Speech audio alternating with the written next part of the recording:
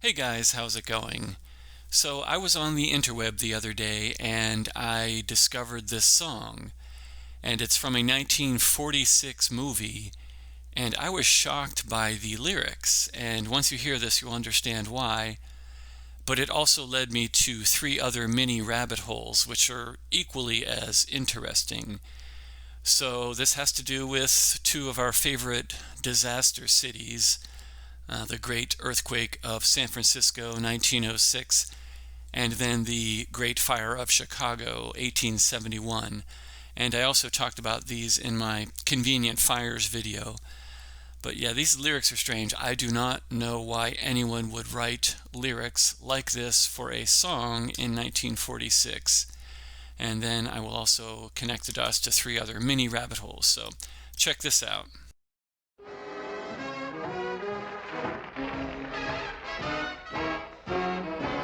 When they had the earthquake in San Francisco back in 1906, they said that old Mother Nature was up to her old tricks. That's the story that went around, but here's the real lowdown. Put the blame on Mame, boy.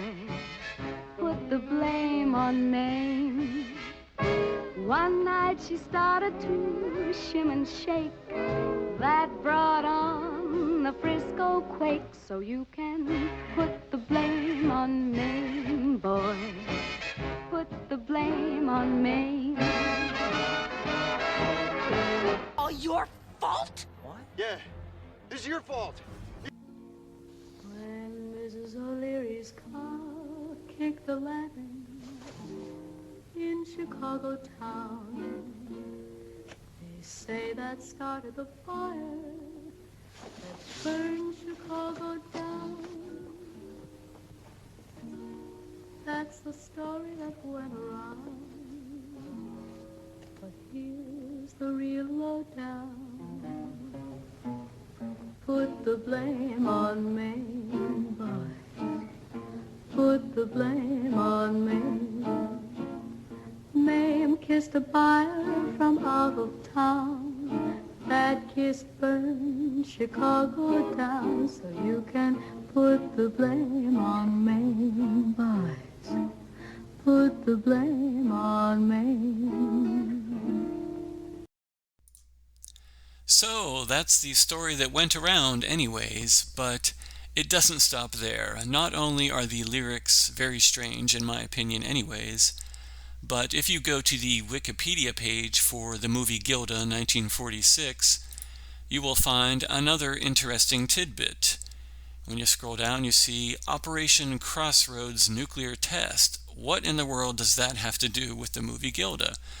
And you'll see that while Gilda was in release, it was widely reported that an atomic bomb to be tested at Bikini Atoll in the Pacific would bear an image of Hayworth, a reference to her bombshell status.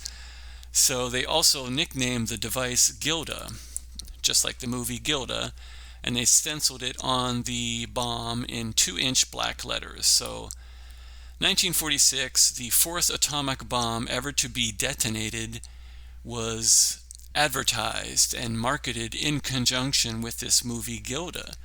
And in the movie Gilda, they sing a song in two different scenes with very strange lyrics, in my opinion anyways. And of course they play it off as Gilda being the ultimate femme fatale, and the lyrics refer to a woman named Mame as the true cause. But it is just very interesting and strange that that would be the subject of a song at that time, and they would market it with a nuclear bomb explosion. And the cities that they reference in that song just happen to look like they were destroyed with nuclear bombs. I mean, they were decimated. That's why we're so interested in the narrative, the story behind these fires and earthquake and then fire. They just don't seem to add up, especially when you take into consideration population figures and what was possible without electricity when you go back even further in horses and buggies. So, but wait, it doesn't stop here. If you actually research the name Mame, you will come across Alfred Mame in the 1800s, and this family dynasty. This was a media tycoon. So this was your propaganda programming back in the 1800s. And if you read up on this, you'll see that it actually started with Charles Mame, where they had two newspapers in the 1700s. And then, it's funny, it says here, the Napoleonic police caused the financial ruin of the editor. But then it goes on to talk about how the third son, Armand Mame, came to Tours, and then he founded an important firm there, which would become the gigantic Mame firm. And that was Alfred Mame would be responsible for that. And if you look at the pictures, I have the pictures here somewhere, you'll see, this was a huge company. It was a giant corporation. It reminds me of the start of these huge media companies that we have nowadays with Disney and Fox and CNN, all of these companies. And they even owned paper mills. They had like 700 employees pumping out newspapers and books and magazines. And again, they were the storytellers of that time. Look at these buildings. I mean, this is crazy stuff here. But they were the ones writing history. They were the ones that were telling everybody in the country what's going on. This is what's happening in your world. And then they play it off too as him being some kind of philanthropist. And he was inspired by the social Catholic ideal, so he established all this stuff for his employees. But it's the same old junkie here with Microsoft and Bill Gates and Amazon and Bezos and Murdoch and Ted Turner, and you got all of these modern day equivalents. These are the propaganda houses, is what I call them. You got Twitter and Facebook. It's funny, in our day we have all these tech companies where the story's the same. They go to college and they either make the company in their garage or basement, or they drop out of college and they start up a company, and then a year or two later they're getting their picture taken with the president. So it's the same old media proprietors, media tycoons. It's no different. You got Bloomberg and this Jack Dorsey with Twitter. It's funny. Drop out of college and then get your picture taken with the president a few years later. So it's all a funny story, but it gets even better, because when you look into this firm, this Mame firm, this Imprimerie Mame, and it actually had a lot to do with the Paris Universal Exposition of 1867. So that is very interesting. So this little rabbit hole just keeps going and going, and I don't want to go into a ton of detail. I will talk about this exposition, but this is the way all of these rabbit holes go. When you try to look into history, it's like a giant spider web of contradictions and fantastic sounding stories. But if we look at this World Expo, this is crazy. This is 1867. And that's the main building. That thing is insane. I did see a reference that it was a mile in diameter, or maybe they were talking circumference, because there's no way that thing could fit where they have it placed. It's in the Champ de Mars in Paris, which is right below or right next to the Eiffel Tower. And they actually built the Eiffel Tower for the next Universal Exposition. But yeah, if you look at the pictures, it is crazy. I mean, all of this, how in the world could this was all just empty land? When you'll see here in a minute, I have some very interesting pictures. But yeah, these Universal Expositions, these World's Fairs are crazy. And so this site, this is Brown University. So we get a lot of good information from our propaganda centers called universities. But anyways, the more recent one they had was in 1855, and again, the scope of these buildings is just staggering. And I think the first one that they had in France was in 1798, was the first one, and then they started having them in 1855. Supposedly, this is the story. Who knows what was actually going on? But I mean, look at this monstrosity for that one in 1855. But what interests me is, and that one was in Champs-Élysées, which is right next to Champ de Mars. But this one for the 1867 one, I mean, this thing is crazy. It is it's a monster of a building. But what is even more interesting is that, and I couldn't find any information of this thing being torn down. I tried to look. I mean, I'm not going to spend my entire life trying to find this junk, but If you look, you'll see that, and they show some construction drawings. But look at this one, though. This was the one in 1878. This is only about 11 years later. So they tore down the first one and all the other buildings, and they built this monstrosity, supposedly. And then look at across the river. What's going on there? I mean, I have no clue what that's about, but yeah, it's very interesting.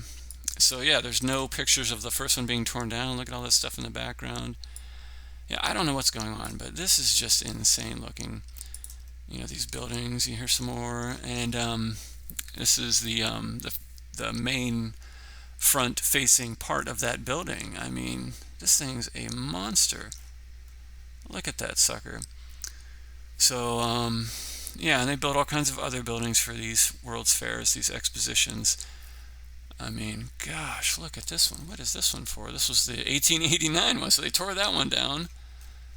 They tore that one down to build this one in 1889, because, there's the Eiffel Tower, there's the new building. I mean, what in the world were they doing in the 1800s? They're crazy. But, so yeah, on this site, I do have some construction photos, I believe, are in this. Oh, yeah. This one's funny. Look, breaking ground on the Champ de Mars. Look at this. You got your horses and buggies. These guys are pushing the horse along. It really hurts. So, yeah, these guys are going to create this kind of stuff, They're creating all of this with their horses and buggies. Look at this. But they do have some real pictures. So if you scroll down, they have this picture. So I don't know what to think about this. This is supposedly the site in 1866. So this is 1 year before they end up with this monstrosity here. This gigantic thing. That would be this thing. It's a year before all of this. You have this. So I don't know what to think of that. I mean, this is a picture, but that's when they tell you it was. Who knows when it actually was? And then here's another one. This is June. This is even worse. We're getting even closer to the actual exposition, World's Fair. I mean, look at this junk. You have dirt piled up. You have some, steel framed something going on. 1866. This is April. You can see the massive Tartarian buildings in the background. I mean, a little mini train here, and this is just, it's just, I don't know what to think of it. And it turns out to be that, it goes from that to opening within a year, and it looks like this. I mean, I don't know what. Let's go back to the 1800s, man. They could do anything back then. So yeah, from that to that in less than a year. And so yeah, so let's see what else we have here. Just a few more pictures. And like I said, I don't want to chase these rabbit holes too much, but just looking at these pictures is amazing. And even if the story is true, they say they did all of this in the 1800s with horses and buggies, while simultaneously fighting nonstop wars around the world, building amazing looking prisons and insane asylums, and building railroads and blasting through mountains, and doing all of this within 100 years. And all of this is temporary. They build all of this and then they tear it down. I just don't think we have a clue what the true history of any of this is. I mean, look at this stuff. These World's Fairs, these world expositions, these universal expositions were crazy. Yeah, so these are the pictures. Oh, there's a big cannon. Look at this thing. Illuminated at night, whatever one this was. So yeah, this is pretty crazy. I mean, look at that monstrosity. 1867. That's the view from the French lighthouse. Oh yeah, this one's interesting too. They say it was representative. One could contently go from a rustic American one-room schoolhouse, representative the ideal of free education for everybody. Oh yeah, right, the free government propaganda for everybody, putting your kids in a prison cell and teaching them to obey and become mindless citizens, to the replica of this Tunisian king's palace, or pass through the underground grottos of the aquarium and then relax beneath an ornate kiosk with its novel zinc roofing, iron railings, and curiously carved wood. I mean, that's not temporary. zinc roofing, iron railings, and curiously carved wood, in my opinion, is not temporary. Talk about, harming the environment. Let's just build, destroy, waste, waste, waste, with horses and buggies. So, yeah, there's interesting stories about these expositions, this 1867 one in particular. And let's remember, we got here from Gilda, 1946, and a movie with very strange lyrics that leads you to a nuclear bomb explosion.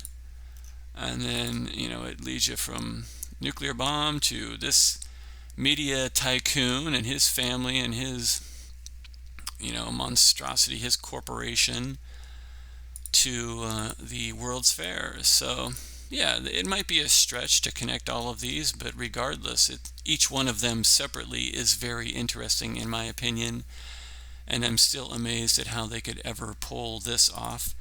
And you look at this today, I mean, this is the area today. This is Champ de Mars. This is right below the Eiffel Tower. I don't know how they would do all of that in the 1800s and build it, tear it down, build it, tear it down, and then they end up with this. And I did talk about this in my layout of the land, the Tartarian layout of the land video, where they'll have a big monolith on one side, and they'll have this long stretch. They'll have a fountain, and they'll have some ornate Tartarian building on the other side. And I could never figure out what it was for. And it does remind me of the Tree of Life, the Kabbalah. And you have the different sephiras over here and through here, and it's all astrologically are connected. So that's one possibility, but regardless, that's where all of this supposedly went down throughout the 1800s. They were building massive buildings, incredible architecture, and then tearing them down within 10 years to build more buildings, and then tear those down in 10 years and build more buildings, to end up with a park in 2021. So that's the story. I hope you enjoyed the story. And yeah, just let me know what you think. But like I said, here's the real pictures. This is what we're told. So amazing. I would love to transport these guys to modern day and build some more of this cool architecture for us so we could marvel at it. But anyways, that's it for now. Thank you so much for watching, and have a blessed day. Adios.